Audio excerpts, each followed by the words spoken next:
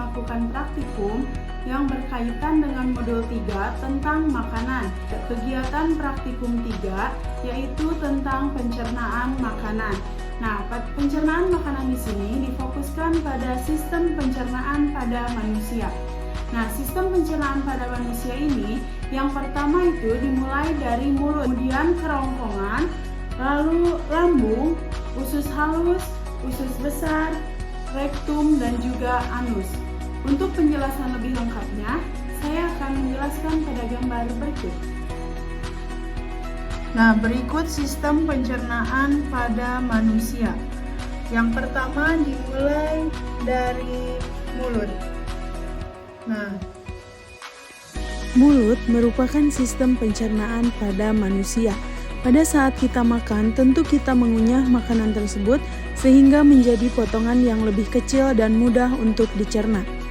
Lidah di dalam mulut berfungsi untuk mencampurkan makanan dengan air liur dan membentuk bolus atau gumpalan makanan. Bolus atau gumpalan makanan ini untuk ditelan dan masuk pada sistem pencernaan berikutnya, yaitu kerongkongan. Nah, yang kedua, kerongkongan. Kerongkongan terletak pada bagian tenggorokan, yaitu di dekat trakea atau dekat batang tenggorokan.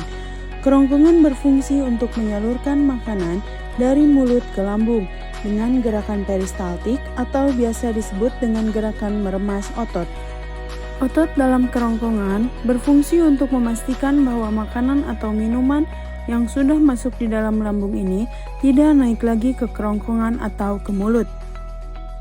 Nah, yang ketiga di sini ada lambung.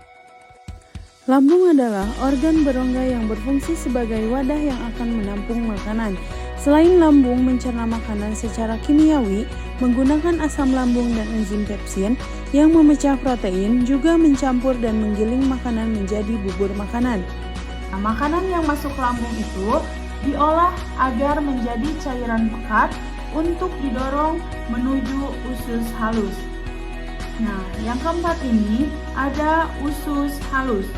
Nah, usus halus, makanan yang berada di dalam lambung ini akan didorong menuju usus halus dengan gerakan peristaltik usus. Dalam usus, makanan akan dipecah dengan bantuan enzim dari pankreas dan cairan empedu yang dihasilkan oleh hati. Nah, dalam usus halus ini terdapat usus 12 jari atau duodenum dan usus kosong, jejunum, dan terakhir usus halus yaitu ilum. Nah, duodenum ini berfungsi sebagai tempat utama pencernaan kimiawi, menerima enzim dari pankreas dan empedu dari hati. Sedangkan jejunum dan ilum berfungsi sebagai tempat utama penyerapan nutrisi ke dalam darah.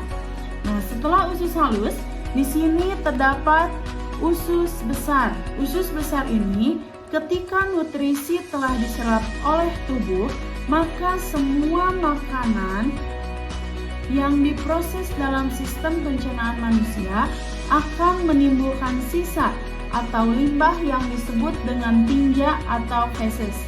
Nah, usus besar ini tentu mempunyai fungsi, yaitu untuk menyerap air dan garam mineral dari sisa makanan, juga mengubah sisa makanan menjadi feses.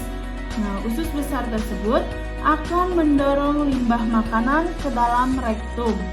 Nah, yang terakhir ada rektum dan anus. Nah, rektum itu merupakan suatu organ dalam sistem pencernaan manusia setelah usus besar dan sebelum organ anus.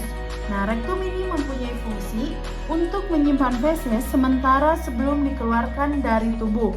Dan anus ialah bagian paling terakhir dari saluran pencernaan. Nah, anus ini berfungsi sebagai tempat pengeluaran feses dari tubuh melalui proses defekasi.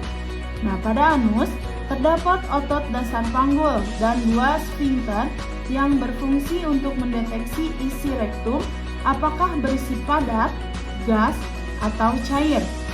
Nah, otot dasar panggul tersebut yang mengendalikan keluarnya feses dan sfinkter internal untuk mencegah buang air besar saat tidur, sedangkan sfinkter eksternal untuk menahan supaya feses tidak keluar sebelum ke toilet.